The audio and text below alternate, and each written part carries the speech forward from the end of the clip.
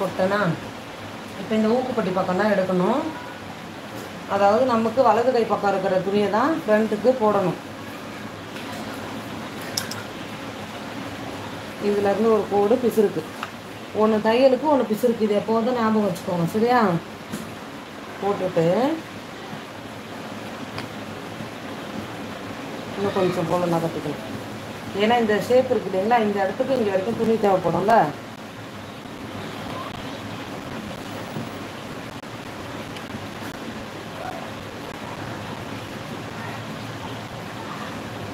அவ்வளோதான். இந்த ரவுண்டு இருக்கு இல்லைங்களா, அதை அழகாக வரைஞ்சிட்டு இதிலேருந்து ஒரு கோடு.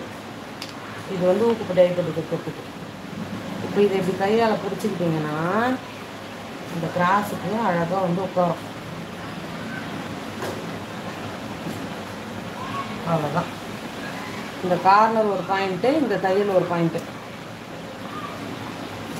ஊசி எடுத்துன்னு வந்துடலாம். ஒரு நிமிஷம் ஊசி எடுத்துக்கலாம்.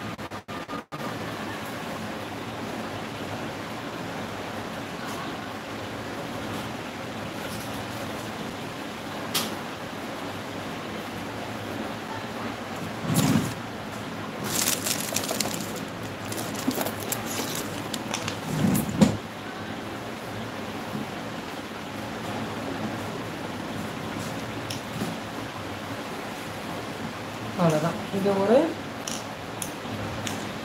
மார்க் பண்ணிட்டேன்னா இப்போது இந்த டாட்டோடைய நடு உயரம் சரிங்களா, 3.5 கரெக்டாக இருக்கா?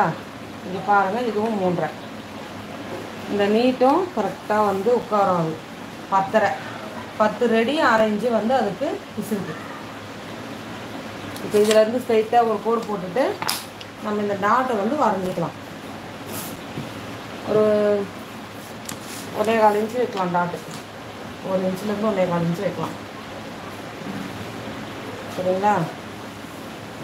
அப்புறம் ஷோல்டர் வந்து இதெல்லாம் நம்ம அந்த பேக் இருக்குலையா அதிலே பார்த்துக்கலாம்.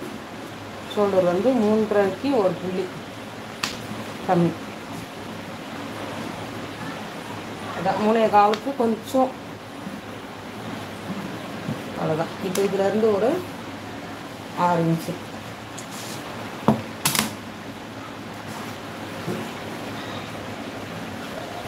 ஓகேவா?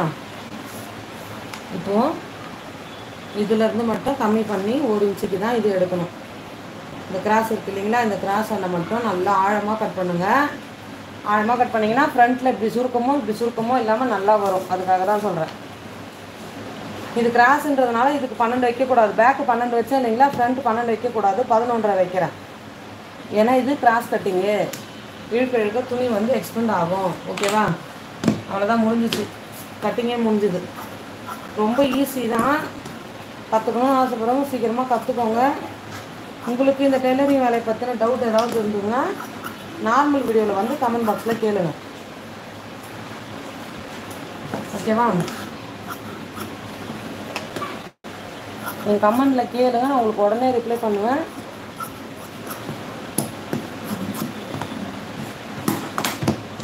அவ்வளோதான். இப்போது இது அந்த டாட் மார்க் வரும் இல்லைங்களா, கிராஸ் டாட்டு, அதுக்கும் ஒரு மார்க் ஒன்று பண்ண.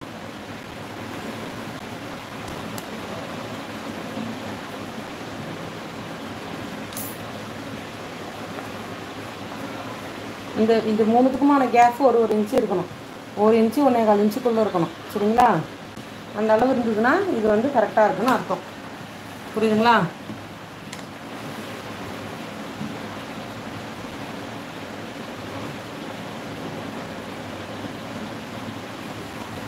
ஓகேவா? முடிஞ்சிச்சு. அவ்வளோதான். ஃப்ரண்ட்டு கட் பண்ணிட்டோம், ஸ்லீவ் கட் பண்ணிட்டோம், பேக்கும் கட் பண்ணிட்டோம். ஸ்லீவு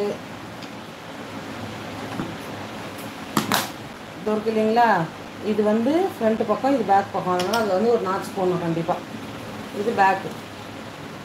மொத்தம் சொன்னேன் இல்லைங்களா, 3 ப்ளவுஸு. இங்கே பாருங்கள், 1 2 3, சரியா? மொத்தம் 3 ப்ளவுஸு. அதில் ஒன்று வந்து லைனிங் கட் பண்ணிட்டோம்.